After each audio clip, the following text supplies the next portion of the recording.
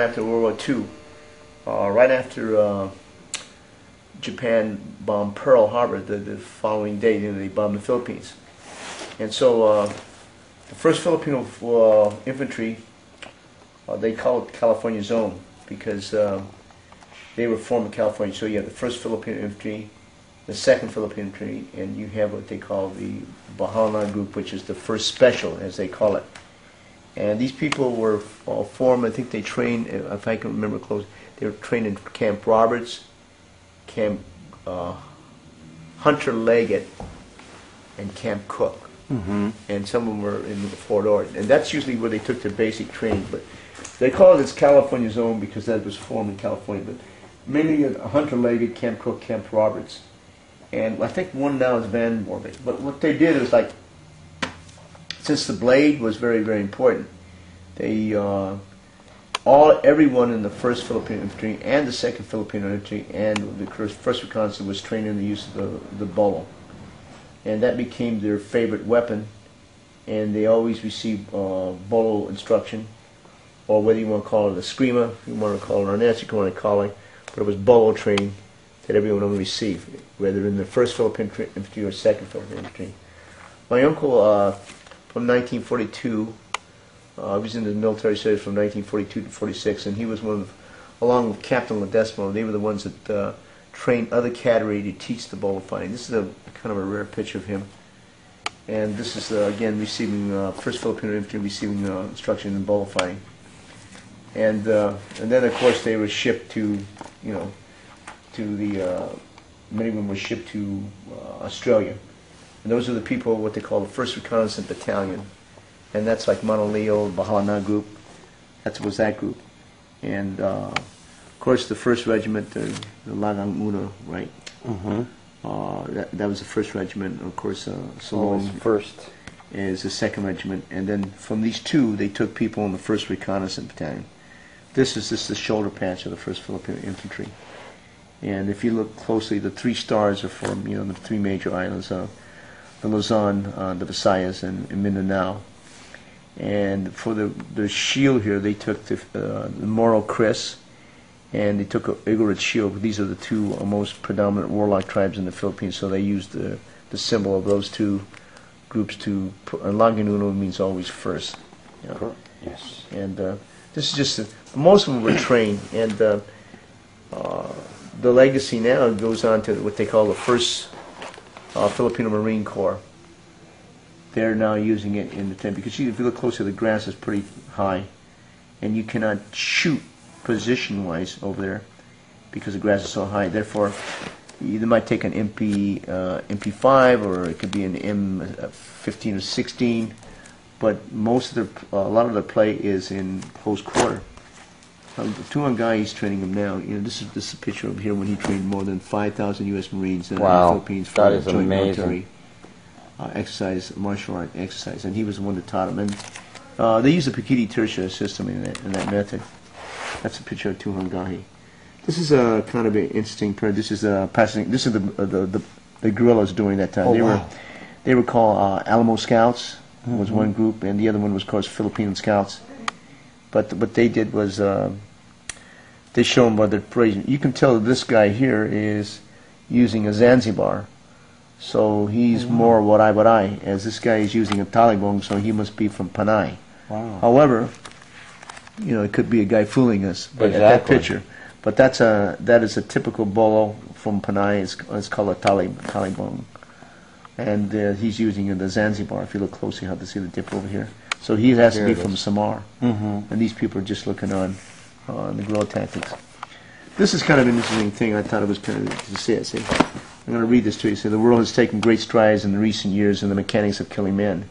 The machine gun will kill a mile, but unfortunately, one cannot see a mile in the jungles of Mindanao. That's this island in the southern Philippines.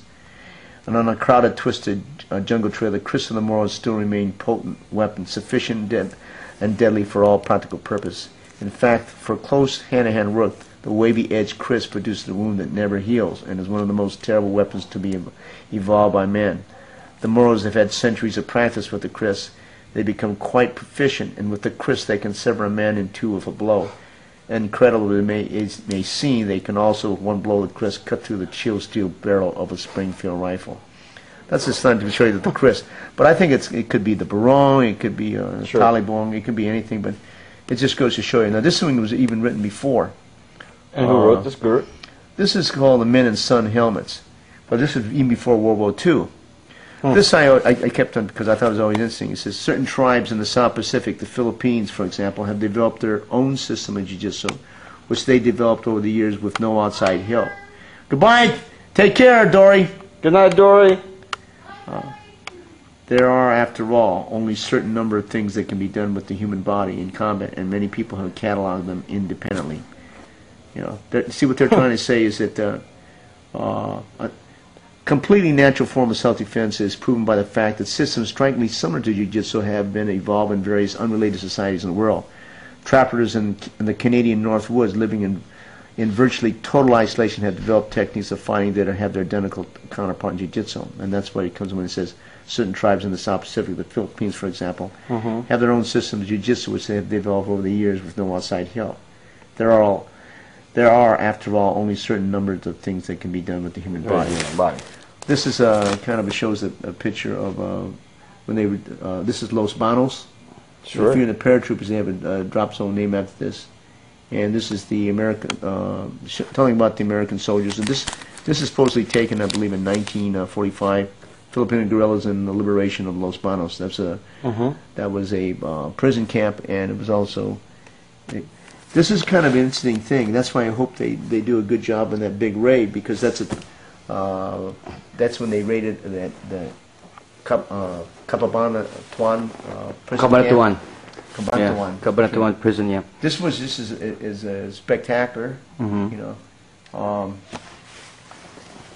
say among the internment camps for civilians set up by the Japanese in the Philippines during World War II.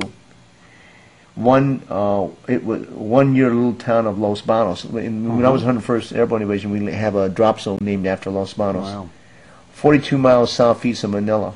You know, I'm going to read this. I'll skip down to you. It says there were many missionaries, nuns, and priests of various orders, and a few were U.S. Navy nurses who had been incarcerated since the capture in Querétaro in 1942. In February 1945, the 11th Airborne Division and 6 Filipino guerrilla units operating on Luzon devised a plan to liberate the camp. For that purpose formed in Los Banos, the task force under Robert Soley. The group consisted of approximately 2,000 paratroopers, amphibious tractors, battalion units, and ground forces, as well as some 300 guerrillas. Jeez. The key to the rescue was an assault force coming of reinforcement of an airborne company who were to jump on the camp, while the reconnaissance force, approximately 90 selected guerrillas, 32 U.S. Army enlisted men, and 1 officer pinned the guards down. The remainder of the force was to launch a diversitory attack and send an amphibious reinforcement and be prepared to evacuate the internees either overland or across the lake. The bulk of the Filipino guerrillas were to assist by providing guides and marking both the drop zone and the beach landing site. This plan was based on intelligence provided by the guerrillas, observation of the camp, guard location, and routine, supplemented by a detailed map of Los Banos camp, which had been drawn by a civilian internee who had managed to escape. The group learned that 80 guards and a well-armed garrison maintained the camp were backed up by 8 to 15,000 troops who were several march hours away.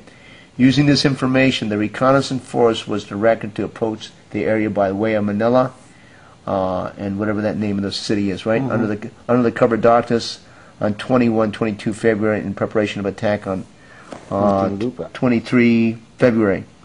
At dawn, just before the planes were within sight, bearing the paratroopers whose chutes would signal the attack, an alert Japanese sentry spotted a guerrilla moving into position and fired a shot to alert the garrison.